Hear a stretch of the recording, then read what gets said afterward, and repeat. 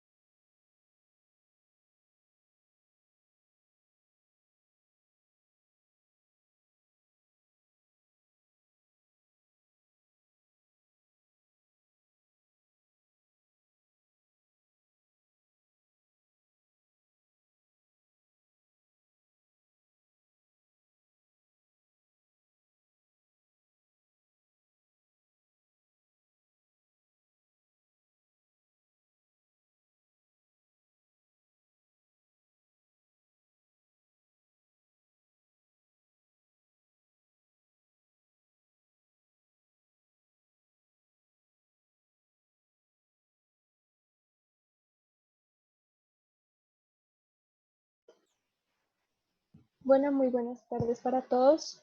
El día de hoy vamos a tratar el tema de protección de software por medio de derechos de autor. Mi nombre es Ana María Chavarro Méndez, yo soy abogada de la Red de Investigación de Tecnología Avanzada. Presto asesorías en tema de propiedad intelectual y protección a productos de investigación. Entonces vamos a comenzar. Bueno, quisiera comenzar primero dando un breve vistazo a lo que es la industria del software. Entonces, vamos a ver sobre todo cómo es esta industria dentro de Colombia y pues que, digamos, cuál es la importancia de esta y cuál es la importancia de conseguir o poder manejar los valores que pueden tener los bienes intangibles como son la propiedad intelectual en tema de propiedad industrial y en derechos de autor, que es lo que vamos a tratar el día de hoy. Entonces comienzo por la frase, todas las empresas son empresas de software. Esto lo dice Satya Nadella, el director ejecutivo de Microsoft. ¿A qué se refiere cuando dice que todas las empresas son empresas de software? Que todas las empresas de en adelante se tienen que concebir como firmas digitales. ¿Por qué? Porque estas empresas lo que hacen es automatizar procesos, interactuar con clientes y proveedores, controlar datos y mejorar la eficiencia en sus diferentes campos, por ejemplo, en lo que es el manejo de la nómina, en lo que es los sectores de hotelería y turismo, en lo que es el transporte en general, el transporte público e incluso ha brindado, digamos, aportes a lo que es el manejo de datos en el tema de datos, digamos que reservados y datos médicos. Entonces, por ejemplo, FEDESOFT, la Federación Colombiana de Software, dice que aproximadamente existen 6.000 empresas dedicadas al desarrollo de software.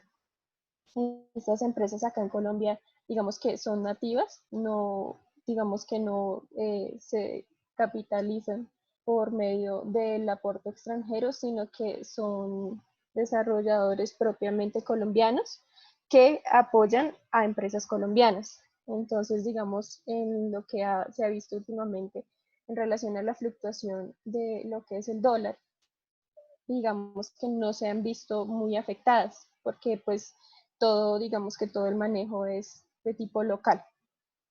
Más o menos los ingresos anuales que tiene Colombia en relación a lo que son empresas de software es de 1.7 billones de pesos, con utilidades de 1.4 billones. Y hasta el momento, digamos, varias empresas como SEO Digital Wave, que cuenta aproximadamente con 1.000 clientes y tiene una trayectoria de 30 años, considera que el talento que se requiere para desarrollar software es de 75.000 ingenieros. Entonces, prosigamos. Toda la idea es que yo les voy a ir mostrando pues las fuentes de la información que yo voy sacando para que ustedes más adelante puedan revisar, puedan verificar y puedan, digamos, complementar toda la información que yo les voy a aportar en esta capacitación. Bien, para iniciar es importante tener en cuenta cuál es el sistema de propiedad intelectual en Colombia. La propiedad intelectual se divide en estas tres ramas. Entonces, lo que son los derechos de autor y los derechos conexos, las obtenciones vegetales y la propiedad industrial.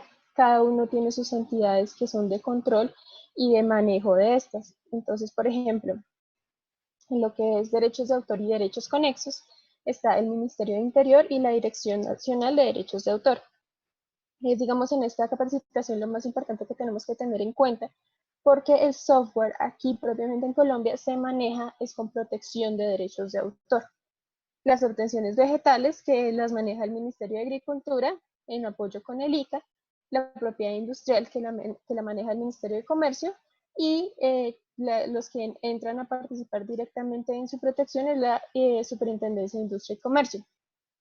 El diseño de política exterior lo maneja el Ministerio de Relaciones Exteriores, el Ministerio de Comercio y el Ministerio de Industria y Turismo.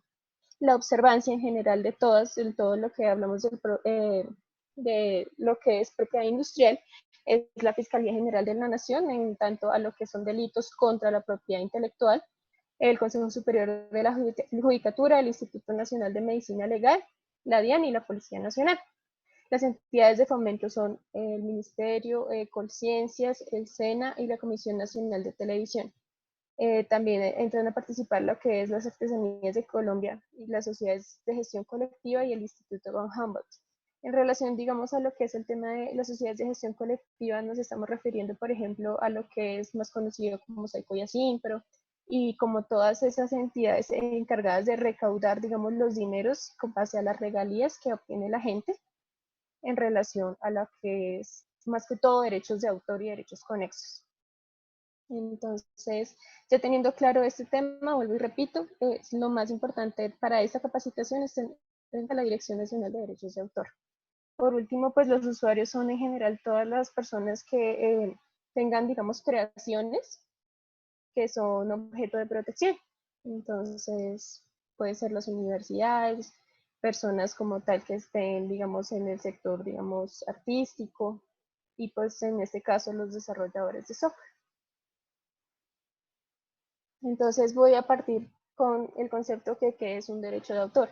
Un derecho de autor es la rama del derecho que regula y protege las obras científicas, literarias y artísticas, cualquiera que sea el modo de expresión y cualquiera que sea su destinación.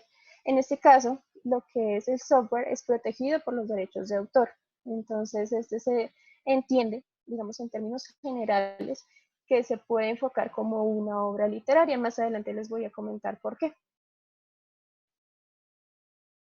Bueno, en este punto quisiera como, digamos, enfocar lo que son los tipos de obra. Esto es muy importante en el momento en el que nosotros eh, queramos hacer un registro.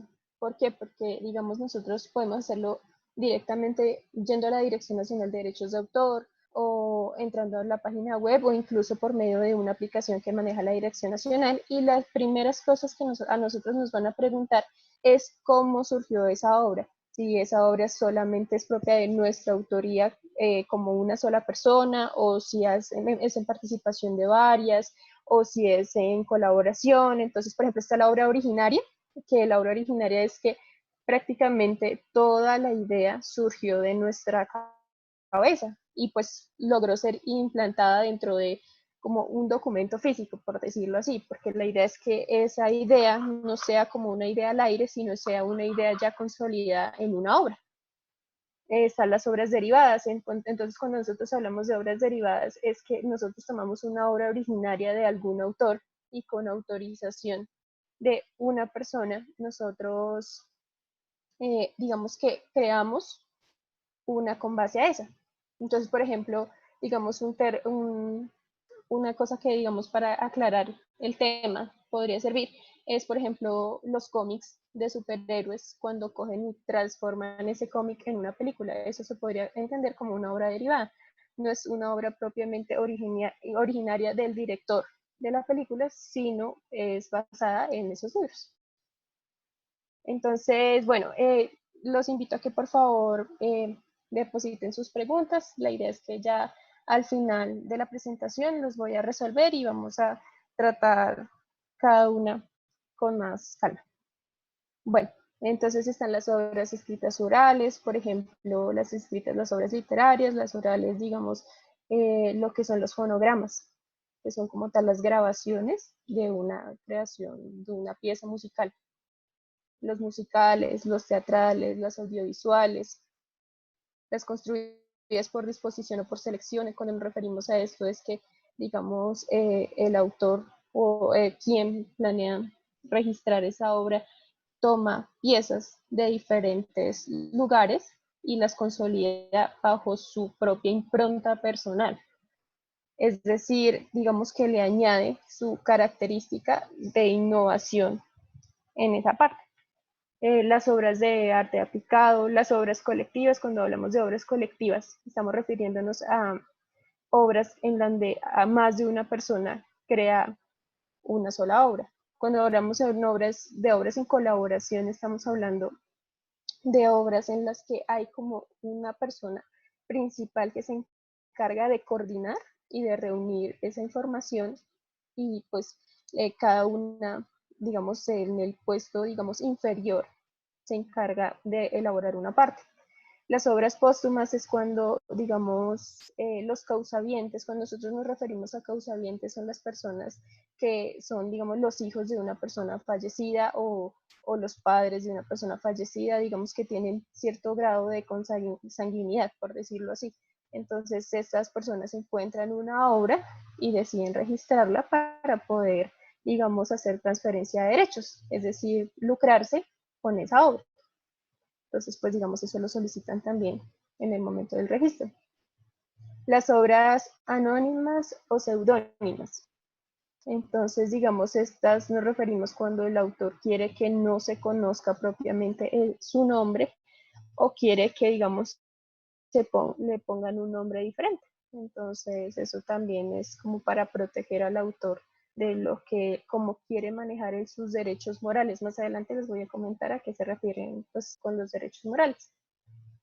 Las obras por encargo. Cuando nosotros hablamos de obras por encargo, usualmente nos referimos a esas obras que están derivadas, por ejemplo, de un contrato laboral o un contrato de prestación de servicios. En ese caso, digamos que nosotros, digamos como autores, nos contratan para crear, por ejemplo, un software o para crear una obra artística o para crear, digamos, una composición.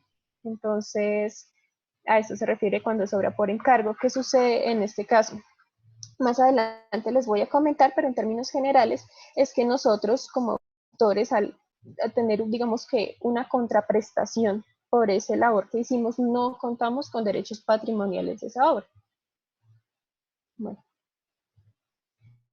¿por qué se registran las obras? Bueno, inicialmente dentro de la Organización Mundial de la Propiedad Intelectual, inclusive acá pues dentro de Colombia, no se requiere en principio que nosotros registremos las obras para que estas obras sean protegidas. Las obras por naturaleza se protegen desde que el autor la creó, es decir, desde que se consolidó, digamos que en un medio de prueba físico o pues que digamos que se puede demostrar a otras personas. Sin embargo, ¿por qué es importante registrarlas? Porque es un medio de prueba idóneo para pues demostrar nuestra autoría. En dado caso, digamos, en un caso hipotético, persona llegue a decir que, digamos, esa obra que se creó es de esa persona y no de ustedes propiamente como autores, entonces, digamos, el documento que demuestra el registro en la Dirección Nacional de Derechos de Autor sirve como un medio de prueba idóneo para demostrar que efectivamente nosotros fuimos quienes nos creamos esa obra. Bueno, hace pública la titularidad del derecho. La idea es que con el registro, digamos, se crea un mecanismo de publicidad en donde se demuestra que efectivamente nosotros fuimos quienes creamos esa obra. Bueno, aquí dice el registro es meramente, digamos que declarativo. Entonces, en este caso, vuelvo y les digo, no, no se crea la protección del derecho desde que nosotros registramos la obra, sino desde que se creó como tal en nuestra cabeza y nosotros pudimos consolidarla. También hay que tener en cuenta que la ley 23 del 82 es en relación a lo que es la protección de derechos de autor, establece que el autor que desee enajenar, transferir, cambiar o limitar el dominio debe registrar los contratos. Entonces, digamos, la idea de esto es que también para hacer un medio de prueba idóneo que sea oponible a los terceros, en el caso de que haya, digamos, una vulneración a nuestros derechos morales como patrimoniales. Entonces, pues esta es más que todo la idea de registrar las obras. El registro como tal de estas obras es, digamos que muy sencillo, no requiere abogado, requiere que tengas, digamos, como consolidada la obra, que puedas llenar, digamos, un formato en donde digas cuáles son tus características como autor, si quieres aparecer como anónimo, como seudónimo, cómo quieres, digamos, que se titule la obra. De pronto, lo que les estaba mencionando del tipo de obra, esto es muy importante tenerlo en cuenta. Y bueno, digamos que cuenta como más o menos un término de 15 días para que tú para que tú ya consideres tu obra registrada. Ellos entran, digamos que a realizar como una especie de test donde efectivamente corroboren que esa obra no había sido registrada con anterioridad y que pues efectivamente tenga como ese aspecto que se denomina la impronta personal, es decir, que tenga características propias del autor. Bueno, ahora entramos a analizar qué es la definición de software según la Organización Mundial de la Propiedad Intelectual. ¿Por qué me refería a esta definición? Porque la Organización Mundial de la Propiedad Intelectual es quien se encarga de regular prácticamente en todos los países lo que es la protección de derechos de autor. Entonces, bueno, el software es una expresión de un conjunto de instrucciones mediante palabras, códigos, planes que al ser incorporadas en un dispositivo de lectura automatizada es capaz de hacer que un ordenador ejecute determinada tarea. Cuando nos referimos a este punto, por eso yo les mencionaba en un principio que hay que tener en cuenta que Colombia lo ve como un tipo de obra literaria. ¿Por qué? Porque digamos que ellos lo entienden como digamos, como una obra que se puede terminar con palabras, prácticamente. Sin embargo, digamos que esto es debatible, porque no es solamente la consolidación de, digamos, esas instrucciones, sino es esas instrucciones haciendo determinada tarea dentro de un dispositivo. Bueno, el programa ordenador también contempla la documentación técnica y los manuales de uso. Esto es muy importante tenerlo en cuenta en el momento que nosotros queramos pues, registrar una obra, porque la Dirección Nacional de Derechos de Autor nos permite no solamente registrar el código fuente de nuestro software, sino que también permite que nosotros registremos o solo la documentación técnica o solamente los manuales de uso. Entonces, digamos que se puede, digamos, registrar todo en conjunto, es decir, código fuente, documentación técnica y manuales de uso, o solo el código fuente, solo la documentación técnica o solo los manuales de uso. Esto es importante para tenerlo en cuenta porque, pues, la idea es que no solamente se crea ese software, sino como que se consolida todo dentro de estos manuales. Bueno, desde 1989 se incluye el software como obra protegida por el derecho de autor. Sin embargo, Esto es, digamos que debatible porque no en todos los países se concibe que esto tiene que protegerse por derechos de autor, sino también por lo que es la propiedad industrial. Entonces vamos a hablar aquí más adelante.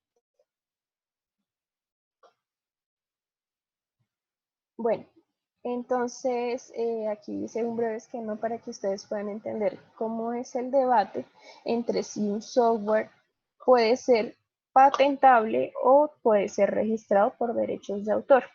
En Colombia, como lo podemos ver, se registra por medio de derechos de autor. Entonces vuelvo aquí y les repito, se considera como una obra literaria y esto está basado en el artículo 4 del Tratado de la OMPI, el artículo 10 de el, el, el acuerdo de comercio de propiedad industrial, intelectual, perdón, y el artículo 1 de la directiva del Reino Unido. Entonces, digamos que aquí se concibe que se protege como la originalidad de la obra, es decir, vuelvo y repito, lo que es la marca del autor. Se protege como tal las copias literales. Cuando nosotros hablamos de copias literales es que efectivamente cogen exactamente el mismo código y digamos que lo copian y lo pegan y generan las mismas funciones. Pero entonces digamos que la Organización Mundial de Propiedad Intelectual dijo que sí, pues que efectivamente es preciso protegerlo de esa forma, pero que eso es, o sea, digamos que esa afectación es muy rara, que más que todo lo que se debería proteger en lo que es software es, digamos, como tal las funciones que realizan, digamos, determinadamente, así, digamos, no sean copias literales, es decir, que, digamos, hagan cambios dentro del código que cumplen la misma función. Entonces, en este caso, entra Australia, Brasil, India y Japón y deciden, pues, protegerlo por medio de propiedad industrial.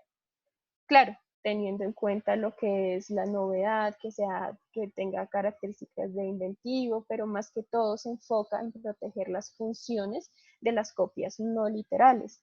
Es decir, a lo que nos referimos, a que, digamos, sea un software que ejecute determinada tarea y, digamos, esa tarea como tal sea innovadora e inventiva y pueda ser, digamos que, monopolizada para el uso de las personas que inicialmente crearon su patente. Esto también es basado en los tribunales de Estados Unidos, el artículo 27.1 del Acuerdo de Propiedad Intelectual Comercial y la Oficina Europea de Patentes. Claro que, digamos que a pesar de que ellos consideren que eso es patentable, no es tan sencillo como el ir y registrar nuestro software en derechos de autor. Ellos tienen haciendo una evaluación más profunda y lo categorizan en el grado de inventividad. Bueno,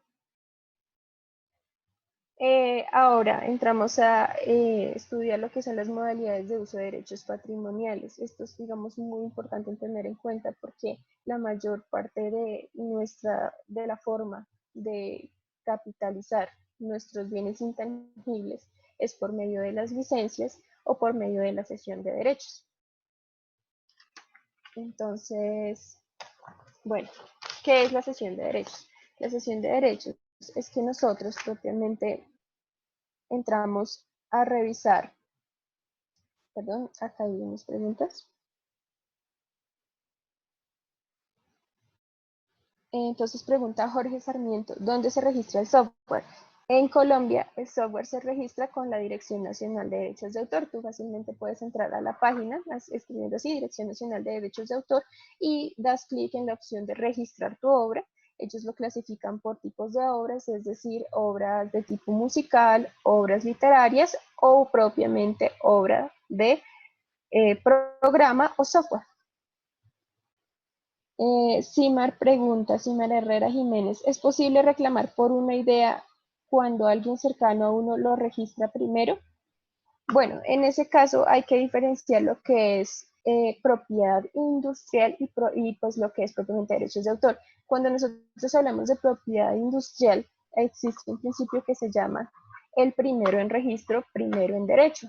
Es decir, que quien obtiene tal autoría es el primero que lo registra, pero en lo que es derechos de autor, digamos que eso es muy debatible, porque como yo les he mencionado anteriormente, la protección no depende del registro, sino es propiamente desde que se creó. Entonces la idea es que se entra a debatir con medios de prueba idóneos quién es efectivamente el autor. Todo esto es debatible, la idea es que todo puede ser objeto de litigio, que todo depende del caso concreto de cada persona, de los medios de prueba que tenga, etcétera, etcétera, etcétera.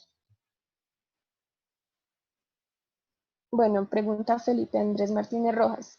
Pese a la restricción legal de la decisión 486 de la Comunidad Andina de Naciones para la protección de software como tal, ¿es posible proteger en Colombia el proceso realizado por el software por medio de propiedad industrial o patente?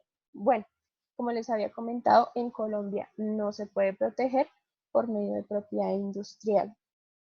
Se puede proteger, digamos, o sea, digamos que la tendencia ha iniciado en otros países y en algunos casos ha llegado a América Latina, pero Colombia como tal no puede proteger eso. Entonces, bueno, continuemos.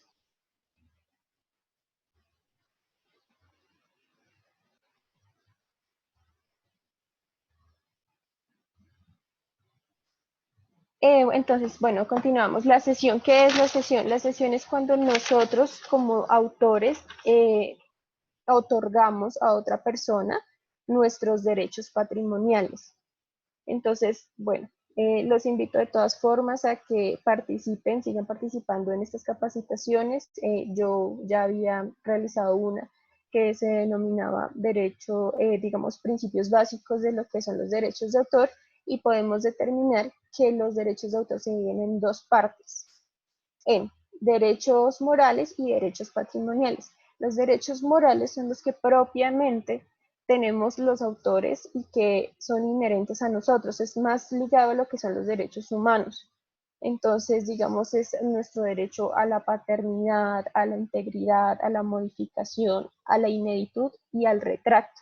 Es decir, a que se nos reconozca como los autores, a que mantengan nuestra obra como nosotros la dejamos, sin, digamos que, afectar su integridad. Nosotros como autores contamos con la capacidad de modificar nuestra obra cuando nosotros lo deseemos, no sé, para mejorarla, etcétera, etcétera. Esa posibilidad no se va a quitar de nuestra potestad. El derecho a la ineditud, es decir, la facultad que nosotros tenemos de dar a conocer o no nuestra obra al público, y la capacidad de retracto, es decir, digamos, si nosotros consideramos que nuestra obra puede afectar, por ejemplo, el orden público, tenemos la potestad de retirar, digamos, esa obra del dominio público. En cambio, bueno, digamos que estos derechos morales no tienen límite de protección en el tiempo, siempre van a permanecer con nosotros, y por ende nosotros no podemos transferirle nuestros derechos morales a otra persona, ya sea natural o ya sea jurídica. Eso se conserva, digamos que con nosotros para siempre y por un tiempo indeterminado, inclusive más allá de nuestra muerte. En cambio, los derechos patrimoniales son aquellos que, digamos, con el que nosotros nos podemos lucrar.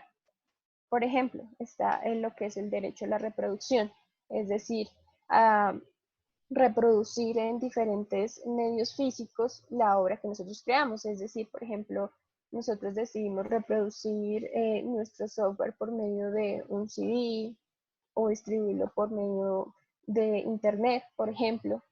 El derecho de la distribución, que ahora también muy ligado a la reproducción, es decir, por dónde nosotros queremos distribuirlo, si queremos que salga fuera del territorio nacional, etcétera, etcétera. El derecho a la comunicación pública, entonces, pues eso digamos que es un poquito diferente a lo que es la ineditud, porque nosotros también podemos, digamos que lucrarnos como tal a lo que es la, al medio de comunicación que nosotros hacemos. Por ejemplo, lo que es, nos referimos a derechos conexos, que son, digamos, los de los intérpretes, digamos, si queremos que esa interpretación que nosotros hacemos la hagamos en vivo o la hagamos por medio de televisión, etcétera, etcétera. Estos derechos patrimoniales tienen contenido económico, pueden ser transferidos, pero cuentan con un límite de tiempo. ¿Cuál es el límite de tiempo? Para las personas que digamos que lo registran propiamente, no por encargo, sino para lucrarnos nosotros mismos, la protección es la vida del autor más 80 años. En caso de una persona jurídica, es decir, que hay una obra por encargo, es decir, que nosotros la hacemos como al margen de un contrato de prestación de servicios o un contrato laboral, es de solamente 70 años a partir de la publicación de esta obra.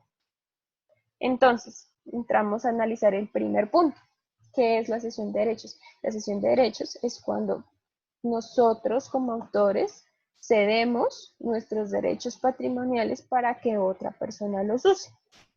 Entonces, digamos inicialmente, esta cesión, cuando nosotros no pactamos por escrito que cuánto tiempo va a durar, porque esto también tiene unos términos de duración, es de 5 años. Entonces, digamos, nosotros decidimos transferir nuestro software a una persona jurídica y no pactamos como tal el valor por el tiempo en que ellos pueden reproducir, distribuir, transformar o comunicar nuestra obra, es de 5 años. A menos que nosotros escribamos en ese punto, quiero que este tiempo de duración de los derechos patrimoniales sea de, no sé, 30 años, 40 años, indeterminado. Bueno, entonces digamos que esa cesión de derechos es como lo más importante, porque ahí sí como autores nosotros renunciamos a lo que son propiamente esos derechos que nosotros adquirimos. ¿Qué sucede después? La autorización de uso. Esta autorización de uso es muy importante cuando nosotros vamos a lucrarnos con lo que es la obra pues tipo software. La autorización de uso también es conocida como la licencia. La licencia, ¿qué hace? No como tal cede nuestros derechos patrimoniales, sino que permite a los usuarios usar nuestra obra. Entonces, nosotros en esta licencia determinamos el tiempo, el modo, el lugar, digamos, la sesión, por ejemplo, siempre se tiene que manejar por escrito. En cambio, la autorización de uso puede ser verbal. La idea es que pactemos, como les digo, el tiempo, el modo, el lugar, las características que nosotros deseamos eh, las características que nosotros deseamos para que esa persona las use. Más adelante igual, o sea, esto es como más o menos para que tengan una idea de qué modalidades de uso tenemos, pero más adelante les voy a mostrar unos ejemplos de cómo son las licencias, de cómo se puede hacer una sesión. La idea es que, vuelvo y le repito, digamos, incluyan dentro del chat de temas que desearían profundizar, temas que de pronto no les quedaron claros, eh, inicien preguntas y pues la idea es que la red de investigación de tecnología avanzada va a tener esto en cuenta para hacer posteriores capacitaciones. Entonces, bueno, otra, por la ley. ¿Cómo podemos usar, digamos, cómo se puede transferir más que todo derechos patrimoniales por la ley? Por la ley es cuando nosotros hablamos de lo que es contrato de prestación de servicios, contratos laborales, las obras por encargo, e incluso las personas que, digamos, cuentan en este momento con un trabajo que es de servidor público. Hay un artículo que es el artículo 91 de la ley 23 del 82, que establece que todos los servidores públicos que cuenten con una cláusula que es de propiedad intelectual, renuncia como tal a sus derechos patrimoniales dentro de las creaciones que hagan internamente para la entidad. La sucesión. La sucesión, entonces, bueno, la idea es que así como una persona puede suceder un bien, digamos, físico, un bien mueble, un bien inmueble, las personas también pueden realizar una sucesión en relación a derechos patrimoniales de una obra que ellos hayan creado. por lo tanto, los hijos o las personas, los causavientes que ellos dejen pueden seguir lucrándose con esto. La liquidación de una persona jurídica. Entonces, vuelvo a lo mismo. Cuando nosotros realizamos una liquidación de una persona jurídica, nosotros digamos que fraccionamos o distribuimos de cierta forma lo que queda de capital de esta persona jurídica y así de esa misma forma se transfieren nuestras obras o más que todo nuestros derechos patrimoniales de esas obras. Bien. Sesión de derechos patrimoniales. Ahora sí, digamos, miremos más a fondo qué es esta sesión. ¿Qué cosas se tienen que tener en cuenta? La diferencia entre derechos morales y derechos patrimoniales que ya les he comentado. Que los patrimoniales son como tal los que nosotros vamos a transferir. Nosotros nunca podemos transferir derechos morales dentro de un contrato de cesión de derechos. ¿Qué sucede si nosotros en algún momento cedemos nuestros derechos morales en un contrato? Pues que esta cláusula queda nula de pleno derecho, porque esto no se puede hacer, lo dice la ley, y porque propiamente eso es un derecho humano. El tiempo de protección. Entonces, vuelvo y repito, el tiempo de protección es diferente para una persona natural, para una persona jurídica. Entonces, en la persona natural es la vida del autor más 80 años y la persona jurídica son 70 años a partir de la publicación. Entonces hay que tener en cuenta cuando nosotros transferimos nuestros derechos patrimoniales, lo más recomendable es determinar cuánto va a ser el tiempo de duración de esta transferencia. La idea es que no se encasille en esos 5 años que presume la ley, sino que si, digamos, ustedes quieren ampliar el término o reducirlo, pues que eso quede claro. Y la obra.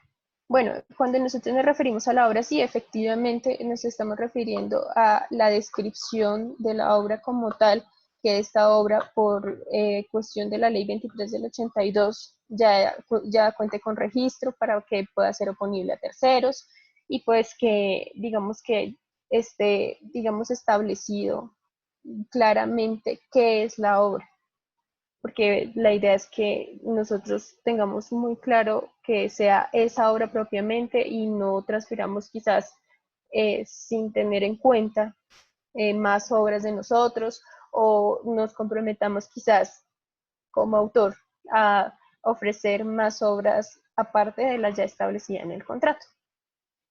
Prohibiciones.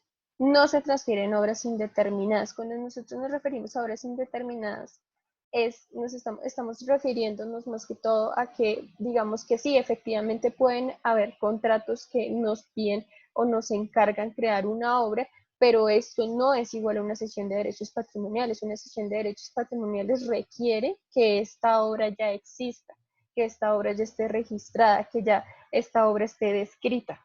Entonces, digamos que nosotros no nos podemos comprometer dentro de un contrato de cesión de derechos a decir, yo voy a crear una obra literaria dedicada a cuentos infantiles, por ejemplo. No, porque ahí tú no estás cediendo como tal derechos que ya existen. Estos derechos aún no se han creado. Otra prohibición, no se puede obligar al autor a no crear. Propiamente la ley de derechos de autor dice no se puede obligar a una persona a no, digamos, a limitar su derecho, por decir así, ligado al libre desarrollo de la personalidad. No podemos evitar que una persona no cree por medio de un contrato. Eso está coartando como tal sus derechos. Solo se transfieren derechos conocidos. Vuelvo a lo mismo, las obras no se pueden transferir derechos que sean de obras indeterminadas o de cuando nos referimos a derechos conocidos, por ejemplo, nosotros tenemos ya una idea en el momento de comercializar, por ejemplo, nuestro software, que por medio de que se puede hacer, por medio de internet, por medio de CDs, por medio de ustedes, digamos, eh, entender quizás de pronto cómo va a ser el negocio, etcétera, etcétera. La idea es que nosotros tengamos claros qué derechos se van a transferir. Por ejemplo, si es el de reproducción solamente, si solamente va a ser el de distribución y si en algún momento llega a surgir uno nuevo, ese nuevo no se va a contemplar dentro del contrato. Los contratos de cesión de derechos patrimoniales en términos generales son muy, muy restrictivos, es decir, solamente se compromete hasta el punto donde se pacta en el contrato. Bueno, las recomendaciones, determinar derecho por derecho. Por ejemplo, en algunos casos la persona dice, yo solamente quiero ceder mi derecho a reproducción, es decir, crear varias ediciones de nuestro material, de nuestra obra, pero no queremos que las personas con las que cedimos nuestros derechos de reproducción distribuyan como tal la obra. Digamos, no, de pronto hay otra persona que distribuya mejor este tipo de obras, entonces yo voy a cederle a esta persona mi derecho de reproducción y a la otra persona mi derecho de distribución, así como a otra persona mi derecho de comunicación pública, por ejemplo.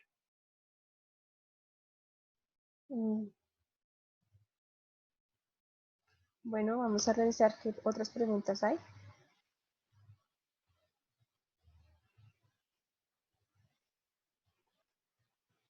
¿Tienes algún ejemplo de un software, dice Jorge Sarmiento, que haya logrado hacerle la protección intelectual?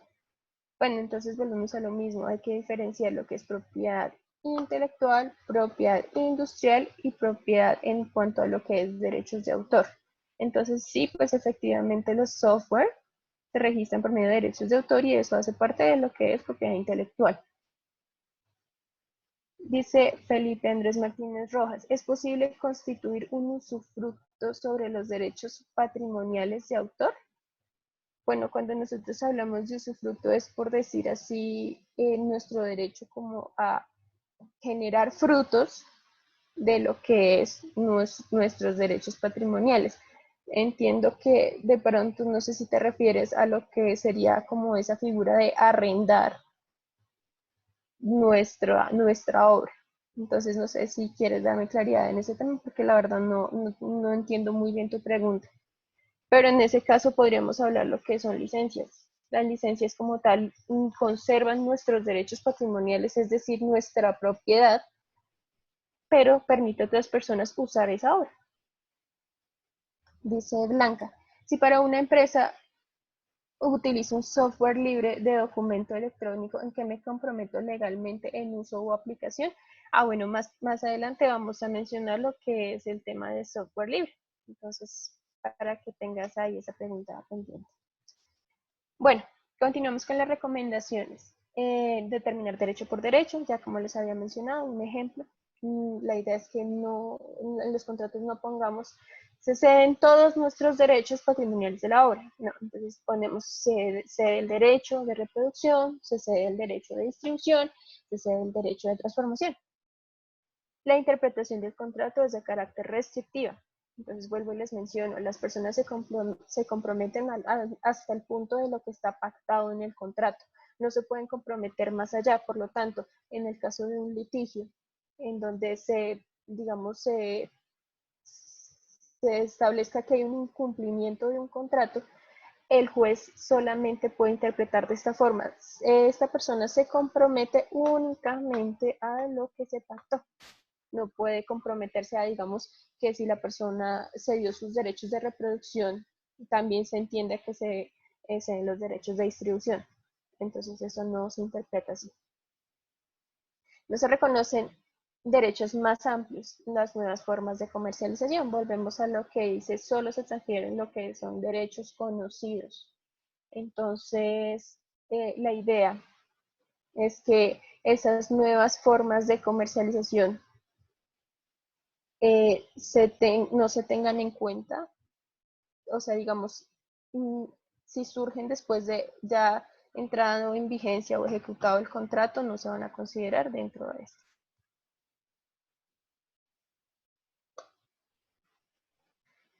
Bueno, entonces aquí hay un ejemplo de las licencias Creative Commons.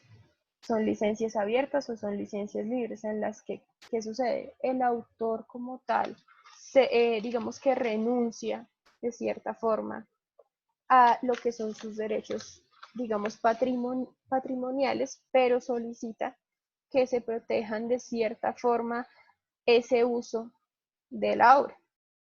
Entonces, Este primero que vemos aquí, que dice BI, es el derecho a reconocer la paternidad del autor. Es una licencia muy libre.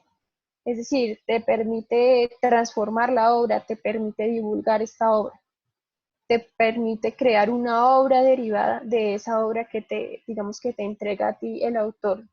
Sin embargo, ¿qué sucede? Que siempre, digamos, en el momento de utilizar esta obra se reconozca de quién es la autoría.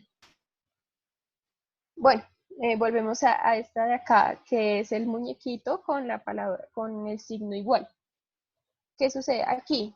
En este tipo de licencia Creative Commons, la idea es que se reconozca la paternidad del autor, pero no se puede, digamos, transformar esa obra. Esa obra tiene que permanecer igual.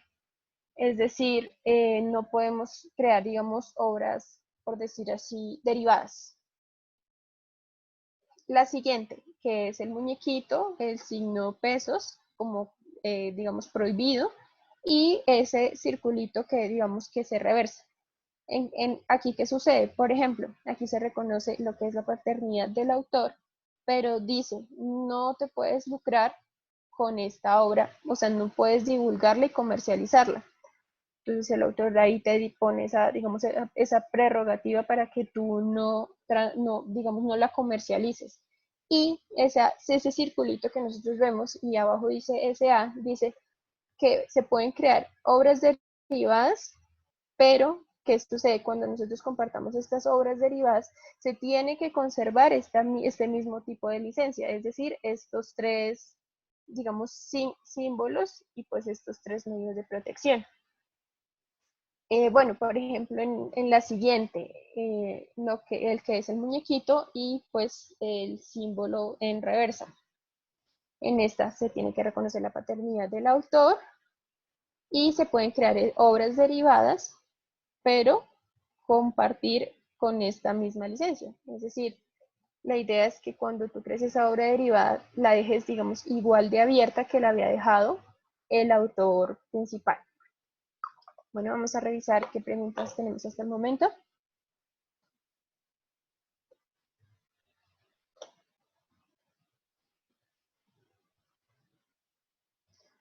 Julián López, ¿cómo manejar la universidad los derechos de los trabajos de grado en caso de ser susceptibles a derechos patrimoniales? Bueno, en ese caso, la universidad distrital maneja su propia normativa de lo que es propiedad intelectual y prácticamente todas las obras que se crean bajo el margen de esos, digamos, productos de investigación, las personas que los crean para presentarlo como, digamos, un proyecto de grado, por ejemplo, ceden sus derechos patrimoniales y le permiten a la universidad, digamos, tomar esos productos como parte de su repositorio. Sin embargo, pues te invito a que revises la ley, la resolución en tema de propiedad intelectual de la universidad. Bueno, entonces, Felipe Andrés Martínez, con usufructo me refiero al derecho de uso y goce de un bien y por ende a la posibilidad de que alguien conserve la nuda propiedad sobre los derechos patrimoniales de autor sin tener el uso y gozo de ese bien intangible. Entiendo que es una figura distinta del licenciamiento a partir de lo que expones. En realidad no, en realidad efectivamente la licencia, el otro nombre que se entiende es pues la autorización de uso. Y digamos, cuando digamos nosotros queremos crear una obra derivada o digamos que sacar cosas de esa obra principal y digamos lucrarnos con eso, dependería de caso por caso qué autorización te dejó, te permite hacer pues como autor, el autor principal de esa obra para hacer ese usufructo de ese bien derivado, por ejemplo. Bueno, entonces continuamos con las licencias Creative Commons.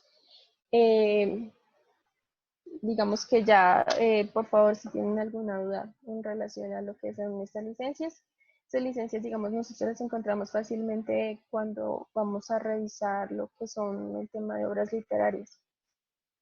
o artículos científicos, pero pues se aplica para diferentes obras. Bueno, aquí entramos a lo que es los tipos de programas. Entonces ahí, dependiendo del tipo de comercialización o el uso que nosotros tengamos de nuestros derechos patrimoniales, existen tres. Entonces es el programa comercial, el freeware y el software de dominio público. Entonces está el programa comercial, que es, como efectivamente dice su nombre, es el programa que es comercializado. Entonces, este programa, ¿qué herramienta usa para distribuirse? Es la licencia. Entonces, esta licencia puede ser exclusiva y no exclusiva, y pues la idea es que siempre tiene un costo inicial al momento de nosotros adquirir ese software. Entonces, por ejemplo, está Spotify Premium. Entonces, nosotros pagamos por tener acceso a toda la plataforma de streaming. El freeware. El freeware es un programa que en inicio es gratuito y después lo hacen como por un tiempo limitado. Es decir, em, pasado un mes, por ejemplo, de ser gratuito, empiezan pues a cobrarte pues la continuidad del uso de este software. Entonces, este es el que digamos que puede contar con algunas limitaciones y pues inicialmente por eso se le llama freeware, porque en inicio es gratuito y es por tiempo limitado. El software de dominio público es aquel en el que el autor renuncia a sus derechos. Es decir, dice, yo no quiero, bueno, a sus derechos patrimoniales.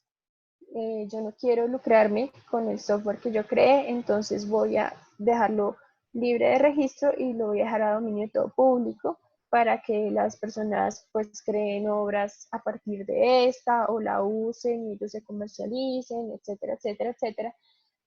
Pero también los software de dominio público son aquellos que ya superaron su tiempo de protección. Es decir, volvemos a lo mismo, para las personas naturales es el término de nuestra vida más 80 años. Entonces, digamos, ese software lo creó una persona que ya falleció, que ya pasaron 80 años y que ya efectivamente no cuenta con protección de derechos patrimoniales. O la persona jurídica que después de los 70 años a partir de la publicación, digamos que expiró ese tiempo y hace parte del dominio público de esa obra y las personas lo pueden transformar, comercializar y ejercer todo lo que digamos ellos consideren que les puede ser útil esa obra. Bueno, acá hay otra pregunta.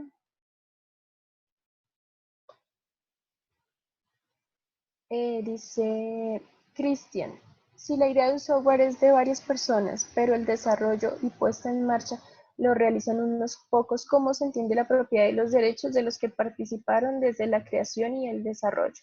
Pues la idea es que todos aportaron dentro de la creación de ese software, a pesar de que al final, digamos, que quienes los hayan puesto en marcha hayan sido unos pocos, se les tiene que reconocer. Entonces ahí es cuando nosotros hablamos de obras en colaboración, ya se entra a determinar qué, digamos, qué porcentaje tienen de participación cada una de ellas y con base a eso tienen su derecho, digamos, a utilizar algún tipo de modalidad para transferir derechos patrimoniales. Sí, dice Jorge Sarmiento, efectivamente, la idea no es una obra. La idea no es una obra, entonces, que por eso yo les repetía, mm, es la creación como tal de una persona que se puede consolidar en un medio físico o puede demostrarse para otras personas. No es solamente una idea, digamos que libre sin haberse consolidado. Eso también es una característica de las obras. Vuelvo y le repito, de los que deseen, digamos, revisar la capacitación anterior, la pueden encontrar en la dirección de Rita IPTV y ahí, digamos, podemos hacer una descripción más a fondo de lo que son las características propiamente de las obras. Bueno. Entonces aquí entramos a revisar qué es un software libre. Un software libre puede ser un software que sea freeware o puede ser un software comercial que en sus características goza de 4 libertades para las personas a las que pues, se les otorgó esta licencia. Entonces, ¿qué libertades tienen? Tienen la libertad de conocer, es decir, el código como la forma en que se creó o esas instrucciones que tiene este software para hacer determinada tarea, la libertad de usarlo. Entonces, pues como tal, es el uso de la obra como tal, de utilizar sus funciones, etcétera. La libertad de compartir, es decir, es un software no puede ser no exclusivo que permite la posibilidad de compartir con otras personas, con otros usuarios, y la libertad de modificar. Entonces, digamos, es crear a partir de una obra derivada o una propiamente personalizada para la tarea específica que la persona desee.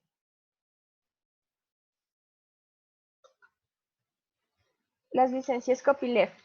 Entonces, digamos, estas son unas de las licencias que más se usan cuando nosotros vamos a transferir software. Entonces está la licencia General Public License.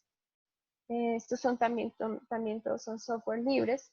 Entonces, ¿qué permite? Este permite redistribuir, modificar y además de eso añadir el código fuente. Está la Edition General Public License, que esta permite añadir el código fuente sin importar que los usuarios no usen el software de manera indirecta. Entonces, digamos, sí, o sea, es como el uso de estas libertades que estábamos mencionando, pero digamos, acorde ya a digamos, estos son más que todo unos ejemplos, pero pues digamos, las personas que deseen utilizar, digamos, distribuir su software, lo pueden hacer bajo las condiciones que ellos deseen. Si quieren hacerlo, quieren realizar un software, digamos que libre, o si no lo quieren hacer libre y depende, todo eso digamos que depende de la libertad contractual que ustedes deseen tener. Está la licencia Berkeley Software Distribution. Estas renuncian a obligar al usuario a transmitir el contenido. Las licencias Mozilla Public License, y estas, por ejemplo, no permiten la reutilización del código fuente, etcétera, etcétera. Bueno, entonces en este punto entramos a lo que son los tipos de piratería. La piratería como tal es un delito. Entonces, digamos que todas las, digamos, afectaciones a la propiedad intelectual, específicamente a lo que son derechos de autor, se denuncian ante la Fiscalía General de la Nación. Eh, digamos, cuando nosotros hablamos de incumplimientos de contrato o de afectaciones de tipo civil, nosotros podemos recurrir a la jurisdicción civil o a la Dirección Nacional de Derechos de Autor, que ellos tienen facultades jurisdiccionales para realizar la resolución de nuestros conflictos. Y cuando nosotros vamos a la fiscalía es que efectivamente nosotros estamos denunciando que hay, digamos, una afectación tipificada de, eh, de nuestra propiedad intelectual, de nuestros derechos de autor. Entonces, bueno, entramos a revisar primero qué es la piratería de usuario final. Entonces la piratería de usuario final es cuando nosotros, por ejemplo, descargamos una edición que digamos, reconocemos que la adquirimos de forma gratuita y que estamos afectando los derechos de autor de una persona.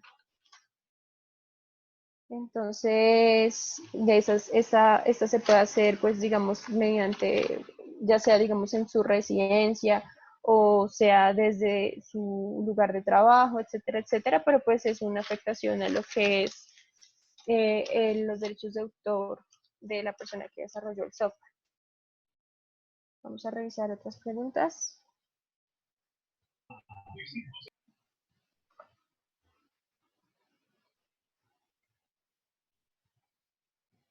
Pregunta de Jorge Arturo Pineda. Una rutina realizada en software de desarrollo libre, como por ejemplo hojas dinámicas de Excel, es equivalente a un software y es registrable. Una rutina realizada en software de desarrollo libre, como por ejemplo hojas dinámicas de Excel, es equivalente a un software y es registrable. O sea, tú estás, digamos, refiriéndote a una modificación de un software que tú tienes, digamos, inicialmente. Eh, digamos que si es así, no propiamente, digamos, no es registrable, porque eso depende, digamos, de la licencia con la que tú adquiriste ese software. Digamos que aquellas, digamos, personalizaciones que uno haga no le quitan, digamos, la autoría al software inicial.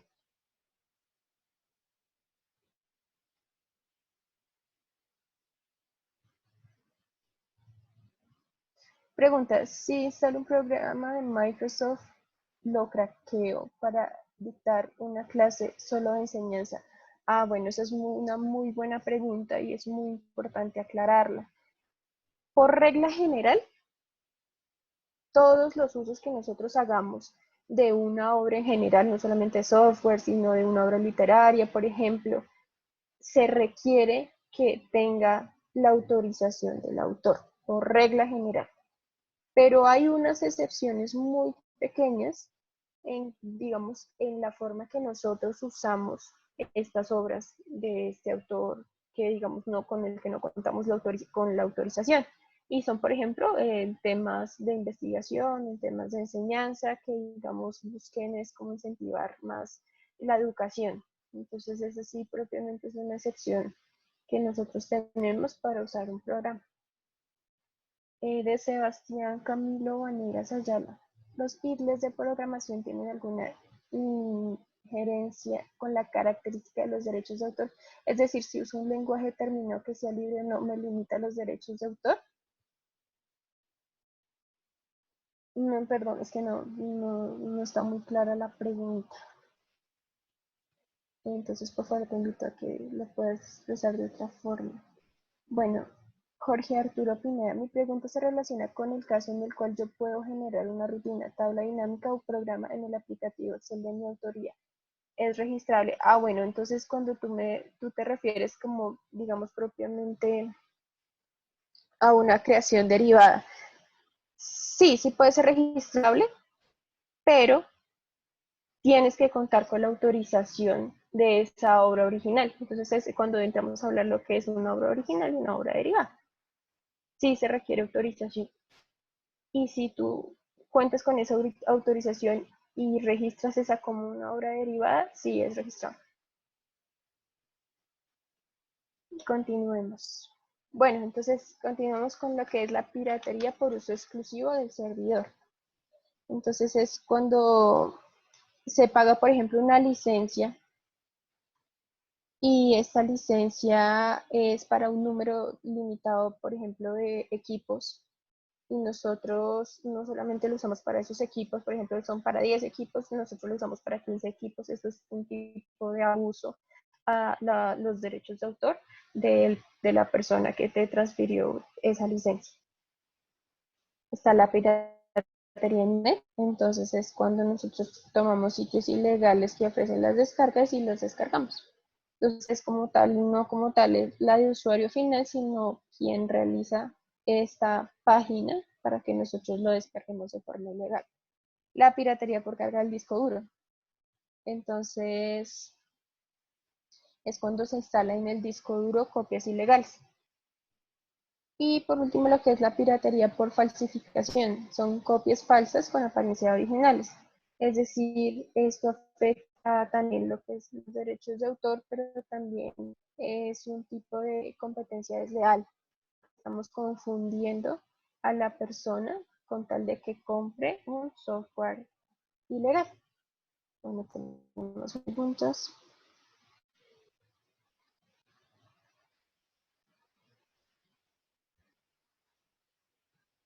Sí.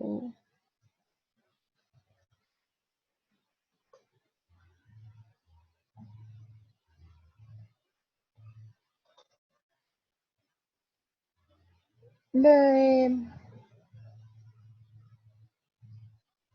vuelvo a lo mismo.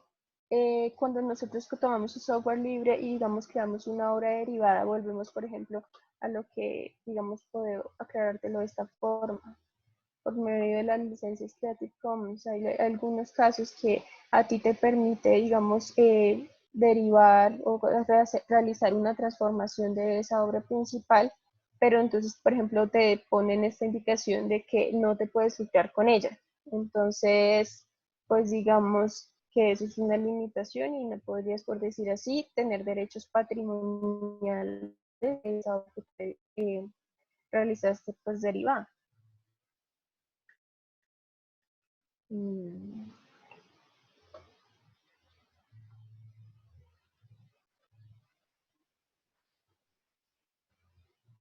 Si es un software corporativo que interfiere en relación a qué tema, Sebastián.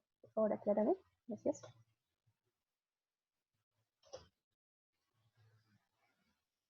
Bueno, entonces empezamos a lo que son las medidas tecnológicas de protección. La idea es que hizo énfasis en que se tiene que buscar una regulación por medios virtuales que protejan los derechos de autor de las personas. Entonces se crean estas medidas de protección digamos, dentro de las obras en general, no solamente de software, sino de fonogramas, de canciones, etcétera, que lo que hacen es restringir la obra, realizar restricciones en cuanto a la reproducción, modificación y distribución de forma digital. Pero más allá de eso, busca es regular de forma digital el uso de los derechos de autor. Entonces, un ejemplo son los sistemas de DRM, FirePlay, iPod, que le permiten al usuario solamente realizar, por ejemplo, cuando nosotros entramos en una página que es, por ejemplo, la revista Dinero o la revista del Espectador, que te permiten realizar, por ejemplo, 3 visualizaciones al mes y después de eso, pues, solicita que, pues, realices una licencia con ellos.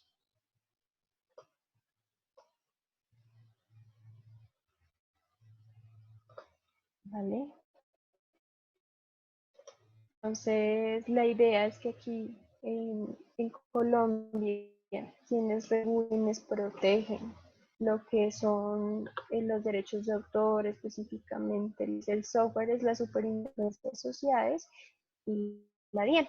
En ellos, por ejemplo, si nosotros realizamos un tipo de piratería que es, por ejemplo, el uso exclusivo del servidor, la superintendencia hace una revisión en donde efectivamente la empresa sola esté pagando por los servidores que efectivamente está usando, no esté pagando, digamos, menos equipos o, digamos, esté realizando descargas ilegales, etcétera, etcétera, etcétera. Y la idea es que conjunto con la DIAN se realicen multas o sanciones para las personas que incumplan pues con su protección. Digamos, cuando nosotros nos referimos a que estas personas, digamos, no pagan lo que es debido, entonces eso se considera incluso una figura que se denomina evasión fiscal. Están evadiendo el dinero que debían, el que efectivamente ellos tienen que pagar. Bueno, entonces aquí hacemos como un breve vistazo a lo que es la protección de derechos de autor en videojuegos. Este tema, digamos que me quise enfocar en esto porque no solamente estamos hablando del desarrollo de un software cuando nosotros nos referimos a los videojuegos, estamos hablando de muchas cosas más, como lo que es el diseño, como lo que es la música, bueno, efectivamente como la historia, por ejemplo. Entonces, bueno, hablamos en primer punto que es la clasificación distributiva. La clasificación distributiva es que cuando nosotros vayamos a registrar nuestra obra, es nuestro videojuego, vamos a registrarla por aparte. Entonces, por un lado vamos a registrar el software, por un lado vamos a registrar las imágenes o el diseño, por otro lado vamos a registrar la historia que nosotros creamos para este videojuego, etcétera, etcétera, pero pues sí, efectivamente todo dentro de los videojuegos es protegido por derechos de autor cuando nos referimos a este tipo de creaciones. hay, digamos, como varios temas en general del derecho que pues también son debatibles. No se protege la mecánica del videojuego, por ejemplo. Entonces, hay como un mecanismo que se llama parry dentro de estos videojuegos. ¿De qué se trata el parry? Es el enfoque como tal de, digamos, cuando nosotros jugamos Call of Duty o algún tipo de juego que es de guerra, es el enfoque que hacemos dentro de la imagen, eh, que se ve, digamos, dónde va a apuntar nuestro objetivo.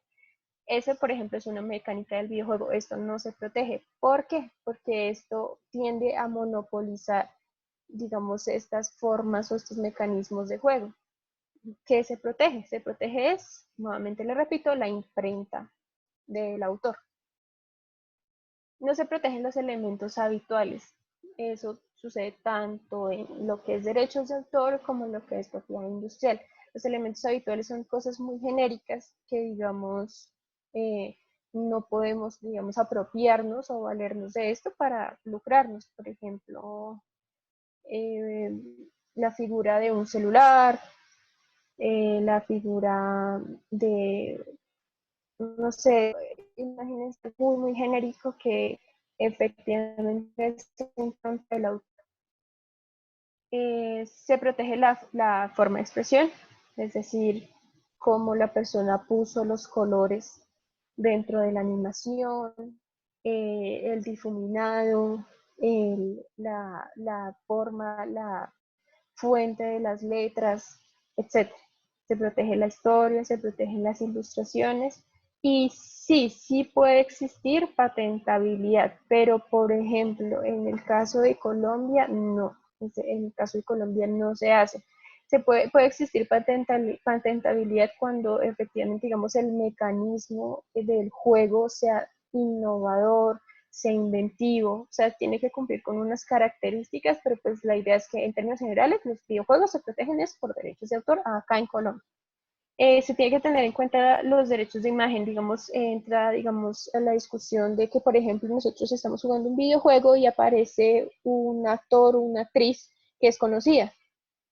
Entonces, digamos que nosotros no nos podemos apropiar de eso, sino que tenemos que contar con la autorización de la imagen de la persona para poder implementarla, por decir así, dentro de nuestra creación.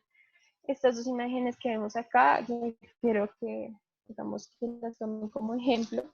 La primera es un juego que es colombiano, que se llama World War II. Este juego tuvo en 2 horas 500.000 descargas. O sea, esto es para demostrar el punto de la importancia de nosotros poder registrar nuestros videojuegos, porque pues la idea es que esta industria gana muchísimo dinero. Y por eso, por ende, coloqué esta Grand Theft Auto 5. Aproximadamente estas personas ganaron 84.7 millones de dólares hasta el año 2018, nomás en la compra de este videojuego. Incluso ganaron muchísimo más de lo que ganó la película Avengers Infinity War, perdón, Avengers Endgame, en todo su tiempo de puesta en cartelera. Entonces, es para recalcar más que toda la importancia de que nosotros registremos nuestras obras. Y el tema, por último, ya para terminar, lo que es la protección de derechos de autor en inteligencia artificial. La inteligencia artificial dentro del ordenamiento jurídico es muy nueva y pues es muy debatible, ya que nos creamos, digamos que ciertas interrogantes al momento de que si efectivamente se puede proteger por derechos de autor o se puede proteger, por ejemplo, con propiedad industrial, etc. ¿Cómo se protege actualmente en Colombia la inteligencia artificial? La inteligencia artificial actualmente se protege por medio de derechos de autor, pero no todo.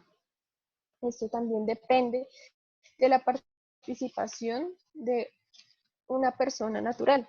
Es decir, como el grado de participación, digamos, en el apoyo de una tarea que fue propiamente de una persona. No se reconoce hasta la fecha, digamos, unas creaciones propias de una inteligencia artificial por sí sola. Se entiende más que todo es como un apoyo a una persona natural que le puso, que digamos, su impronta personal a la creación de una obra, ya sea literaria, artística o un programa ordenado. ¿Qué es y qué no es una obra?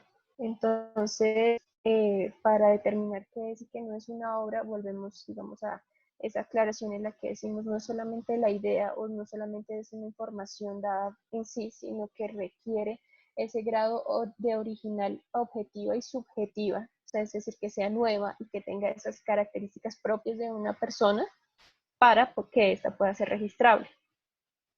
¿Quién puede ser autor? Bueno, acá en Colombia, los autores solamente podemos ser las personas como tal, no puede ser como tal una máquina. Entonces, digamos, en este momento no es, digamos, que registrable esas obras que son propiamente generadas por una inteligencia artificial. Hay un caso muy interesante que es, por ejemplo, el de una fotografía que ustedes pueden encontrar por las redes sociales, que es de un miquito que cogió una cámara y se autofotografió. Digamos que la fotografía fue tan conocida que la persona, la dueña de la cámara, quien encontró esa foto, se lucró de este. Pero propiamente esa obra no era de esa persona dueña de la cámara, era prácticamente de un animal, pero los animales no pueden generar una obra. Por lo tanto, ¿qué pasó con esa foto? Pasó a dominio público. Eh, se puede considerar autor a quien entrena el algoritmo, entonces estamos hablando que actualmente, digamos, el acercamiento que nosotros tenemos a lo que es inteligencia artificial es mediante los mecanismos de Machine Learning y Deep Learning, que es el entrenamiento de un algoritmo que funciona por medio de redes neuronales y que crean como tal unas predicciones basadas en esos algoritmos. Entonces, ¿hasta qué punto, digamos, esa persona que creó o entrenó ese algoritmo puede ser el autor? Porque propiamente el autor, como lo conocemos, digamos, por ejemplo, de una obra artística, es el artista, es alguien que tiene conocimientos de arte, pero no necesariamente esta persona que entrena el algoritmo tiene esos conocimientos, por lo tanto, eso es un tema muy debatible todavía. Por lo tanto, digamos que no se podría considerar este autor porque pues necesita prácticamente, digamos, contar como con esas características propias de la autoría. Esto es más que todo para abrir el debate y la idea es que si les interesa, digamos, conocer más sobre el tema, podemos crear una nueva capacitación en relación a esto. Por último, quiero mostrarles estas imágenes. La primera se llama La princesa y el zorro. Es una imagen que ilustra un cuento que fue creado por medio de una inteligencia artificial, en donde se tomaron varias historias de los hermanos Grimm y se creó una obra completamente nueva. Y esta imagen que vemos acá abajo se denomina el nuevo cuadro de Rembrandt. Este nuevo cuadro de Rembrandt cogió todas las obras artísticas del artista Rembrandt y las compiló y creó una obra totalmente nueva que le dio las características propias del estilo del arte que utilizaba Rembrandt. Entonces aquí dentro de los enlaces pueden, digamos, entrar a revisar más a fondo este tema. Bueno, en este momento ya vamos por terminar la capacitación.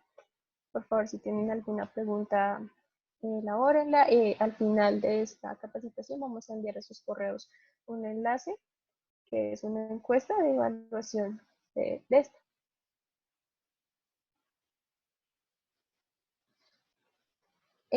Bueno, el procedimiento para realizar la demanda, ¿cuál es? Bueno, depende, digamos, hay que tener claro que cuando nosotros nos referimos a demanda estamos hablando de los aspectos civiles de lo que es derecho de autor, ¿no? Entonces hay que diferenciar la demanda y la denuncia. La denuncia es cuando hacemos acuerdos, digamos, o sea, como que se tipifica dentro de un delito las afectaciones que tenemos a nuestra propiedad intelectual. Y la demanda se puede hacer por medio de un escrito dirigido dentro de la Dirección Nacional de Derechos de Autor, que nos permite en primer lugar resolver nuestros conflictos mediante resolución mediante la resolución alternativa de resolución de conflictos, ¿sí? Por decirlo así. Em, o lo podemos hacer mediante la jurisdicción civil por medio de una demanda. Eh, cuando es software cristiano, cuando es software para una empresa, pero no existe un contrato de labor, sino es por un enfoque académico, bueno, entonces aquí volvemos y hablamos de lo que es la excepción a la regla de que todos los usos del software requieren autorización, sino que cuando se hace por un enfoque académico, con un enfoque investigativo, se puede, digamos, contar sin su autorización. ¿Hay que pagar para registrar ante derechos de autor? No. Acá en Colombia es totalmente gratuito el registro. Bueno, entonces, Faber Torres, ¿cuál es el procedimiento para registrar una obra, digamos, un programa ordenador en Colombia?